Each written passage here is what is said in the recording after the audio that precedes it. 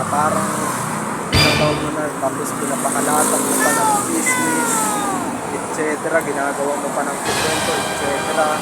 No? For today's video, no? So sasabihin ko lang, no? Na ganyan, papakalat kayo ng business. Sabihin na lang natin ganito, no? Nagpakalat kayo ng business na, ay kaya pala hindi nirin nyo to dahil ganyan, no? Hindi pala nirin nyo or niregular to ganyan. At least kung nakatagal naman ng 6 months, yun na lang natin 6 months lang ang tinagal na. Hanggang doon lang naman yung duration ng ng kanyang kontrata is huwag nyo na lang gawa ng huwag nyo gawa ng kwento. Iyaan nyo, maghahanap na lang siya sa iba kung preferred talaga sa kakayahan niya, no? So for today's video guys, no?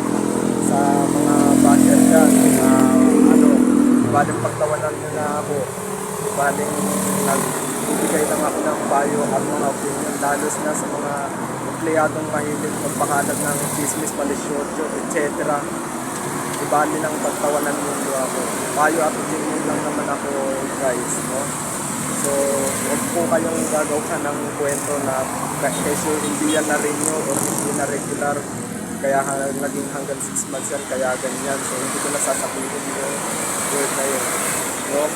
So, yun lang guys, maraming salamat yun. Follow nyo lang ako, kaya nag-create sa aking Facebook. So, maraming salamat.